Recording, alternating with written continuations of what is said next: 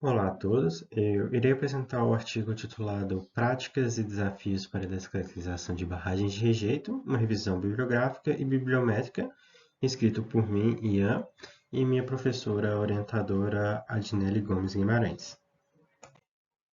Bom, a motivação do artigo é oriunda dos desastres ocorridos com barragens de rejeitos em Minas Gerais, e após o desastre de Brumadinho, a Lei Federal número 14.066 de 2020, ela proibiu a construção e licenciamento ambiental de novas barragens cujo alteamento é tido pelo método a montante, e determinou a descaracterização dessas estruturas já existentes, alterando, né, a finalidade e fim dessas estruturas, né, que elas não atuem mais como barramento de contenção de rejeitos.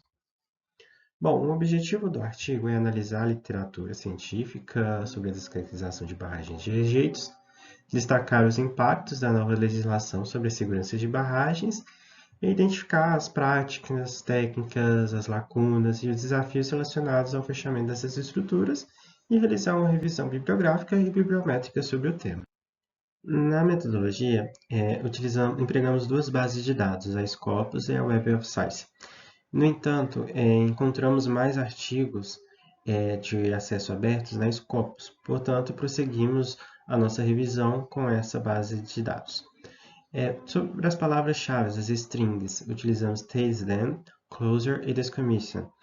É importante salientar aqui que não existe a tradução da palavra descaracterização em inglês, então remetemos essa tradução ao significado, como fechamento e descomissionamento.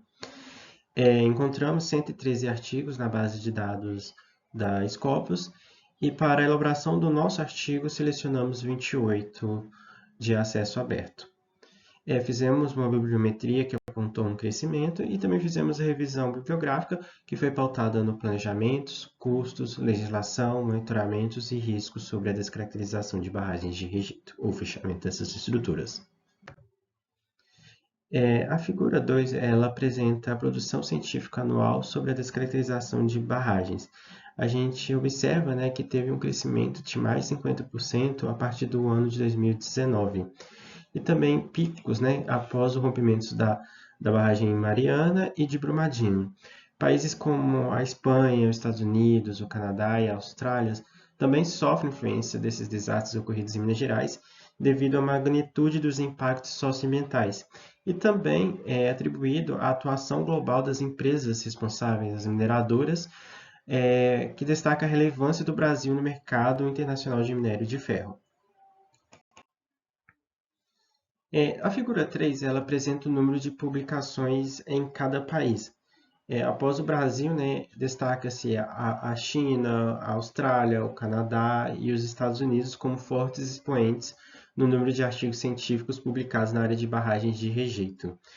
De acordo com o COSMA, em 2023, os principais reservas de minério de ferro estão localizadas justamente nesses países, hein, que dominam a produção mundial.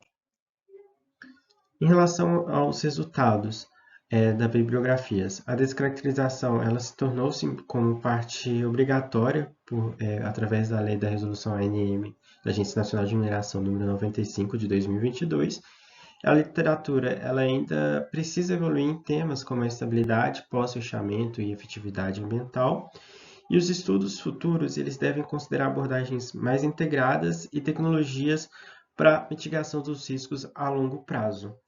E o monitoramento também ao longo prazo ele é indispensável para garantir a segurança e a sustentabilidade dessas estruturas ao longo do tempo. E na conclusão, a gente pode afirmar, concluir que existe ainda falta de normas específicas para a descaracterização manual, visto que cada estrutura ela é única e tem a sua especificidade. E também existe uma dificuldade no planejamento e também nas estimativas de custos, ainda são poucos desconhecidas e poucos explorados na literatura. E a variabilidade dos rejeitos, ele existe uma investigação geotécnica, sondagens bem robustas e detalhadas, visto que o rejeito é um material que tem um comportamento bem distinto, bem diverso. E também existe a necessidade, né, do monitoramento contínuo e a gestão de risco ao longo prazo, principalmente nas estruturas onde não há a remoção total dos rejeitos. e também é necessário abordar aspectos ambientais e sociais após o fechamento, que ainda são poucos explorados. Eu termino a minha apresentação do meu artigo, fico à disposição, embora seja uma apresentação gravada, para caso tiver alguém dúvida ou quiser fazer alguns comentários ou fomentar alguma discussão técnica. Agradeço a atenção.